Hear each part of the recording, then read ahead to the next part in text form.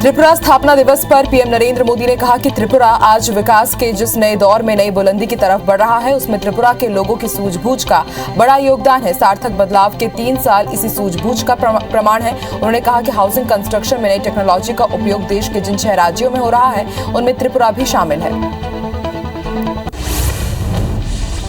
मेघालय स्थापना दिवस पर पीएम मोदी ने कहा कि पिछले 50 साल में मेघालय के लोगों ने प्रकृति के पास होने की अपनी पहचान को मजबूत किया है। सुरीले झरनों के देखने के लिए, स्वच्छ और शांत वातावरण अनुभव करने के लिए, आपकी अनूठी परंपरा से जुड़ने के लिए देश दुनिया के लोग मेघालय के लिए आकर्षित हो रहे हैं। रक्षा मंत्री राजनाथ सिंह ने कहा है कि प्रधानमंत्री नरेंद्र मोदी की ओर से नई दिल्ली स्थित इंडिया गेट पर नेताजी सुभाष चंद्र बोस की प्रतिमा लगाने के निर्णय का मैं स्वागत करता हूं। ये निर्णय नेताजी की 125वीं जन्म जयंती के अवसर पर कृतज्ञ राष्ट्र की ओर से उनके सम्मान के प्रति राष्ट्रीय अभिव्यक्ति है। कांग्रेस नेता प्रियंका गांधी वाड्रा ने प्रेस कॉन्फ्रेंस में कहा कि जनता जब तक जवाबदेही नहीं मांगेगी, तब तक कोई नेता जवाबदेह नहीं बनेगा। जनता को जागरूक होना ही पड़ेगा। जातिवाद, सांप्रदायिकतावाद से आपका पेट नहीं भरने वाला है। इससे सिर्फ कुछ राजनीतिक दलों को ही फायदा होगा।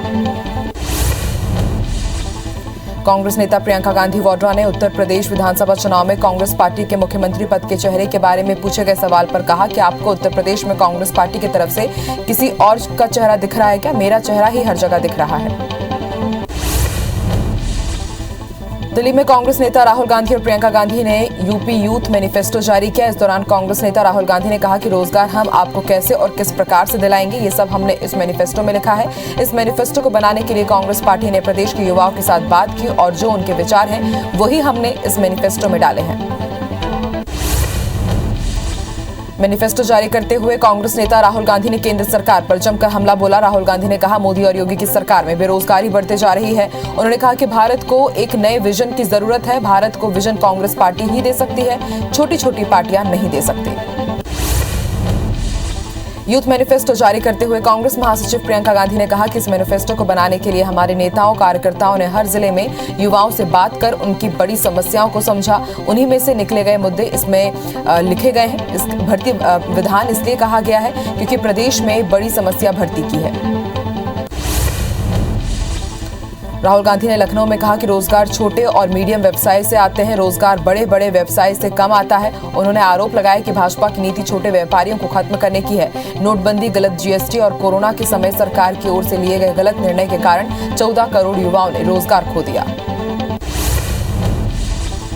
गृह मंत्री अमित शाह ने कहा कि नॉर्थ ईस्ट एक जमाने में भ्रष्टाचार के लिए जाना जाता था। यहाँ जो पैसा दिल्ली से जाता था वो जनता तक पहुंच ही नहीं पाता था। अब मैं गर्व के साथ कह सकता हूँ कि आज जो पैसा दिल्ली से नॉर्थ ईस्ट के लिए जाता है वो पूरा का पूरा विकास पर खर्च होता है।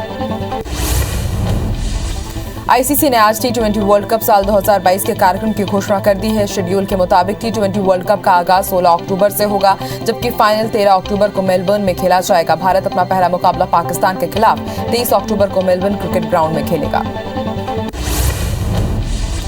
टूर्नामेंट में कुल 45 मुकाबले होंगे। श्रीलंका 16 अक्टूबर को टूर्नामेंट का ओपनिंग मैच नामीबिया के खिलाफ खेलेगा। वहीं वर्ल्ड कप का पहला सेमीफाइनल सिडनी में 9 नवंबर को और दूसरा 10 नवंबर को एडिलेड ओवल में खेला जाएगा, जबकि फाइनल 13 नवंबर को मेलबर्न क्रिकेट ग्राउंड में होगा। पश्चिम अफ्रीकी देश घाना में खनन में इस्तेमाल होने वाला विस्फोटक ले जा रहा एक ट्रक बाइक से टकरा गया, जिसके बाद ट्रक में विस्फोट हो गया। इस हादसे में 17 लोगों की मौत हो गई, जबकि 59 लोग घायल हुए हैं। वहीं इस धमाके से 500 इमारतें तबाह होने की खबर है। छत्तीसगढ़ विधानसभा का बजट सत्र 7 मार्च से शुरू हो सकता है। कोरोना संक्रमण के चलते इस बार बजट सत्र देरी से शुरू होगा। फरवरी के पहले हफ्ते में ही अधिसूचना जारी हो सकती है। विधानसभा अध्यक्ष रणदास महंत ने सीएम भूपेश बघेल से चर्चा की, जहां मार्च में बजट सत्र रखने पर सहमति बनी।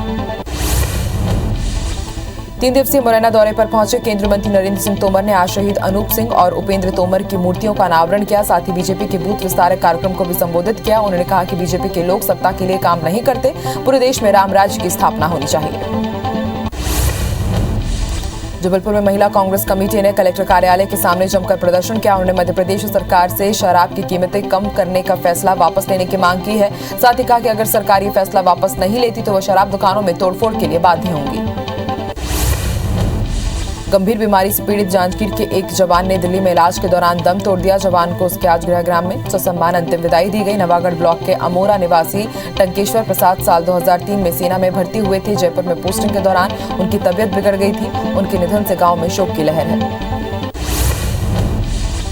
राजनांदगांव के लखोली क्षेत्र में पुलिस ने 2 बड़े कबाड़ियों के यहां छापा मारा। इस दौरान पुलिस ने कुछ संदिग्ध सामान भी बरामद किए हैं। पुलिस को सूचना मिली थी कि इन कबाड़ियों को चोरी का माल बेचा जा रहा है। इस आधार पर पुलिस ने ये कार्रवाई की। शाजापुर के फेमस एनी टाइम बेकरी में जिला प्रशासन के अफसरों ने छापेमार कार्रवाई की। इस दौरान बेकरी से बिना लेवल वाले ब्रेड केक और काफी संख्या में बेकरी के आइटम भी बरामद हुई है। इसके अलावा एक्सपायरी डेट की खाद्य सामग्रियां भी मिली है। प्रशासन ने पंचनामा तैयार कर आगे की कार्रवाई शुरू कर दी है। मंडला में बिछिया पुलिस ने तेंदुए के खाल की तस्करी कर रहे 2 लोगों को गिरफ्तार किया है। गिरफ्तार आरोपियों में से एक राजेश मरकाम राजनांदगांव और दूसरा मोहनलाल बालाघाट का रहने वाला है। तलाशी के दौरान उनके पास से तेंदुए की खाल बरामद हुई। पुलिस उन्हें गिरफ्तार कर चुकी है। आगे की कार्रवाई की जा रही है।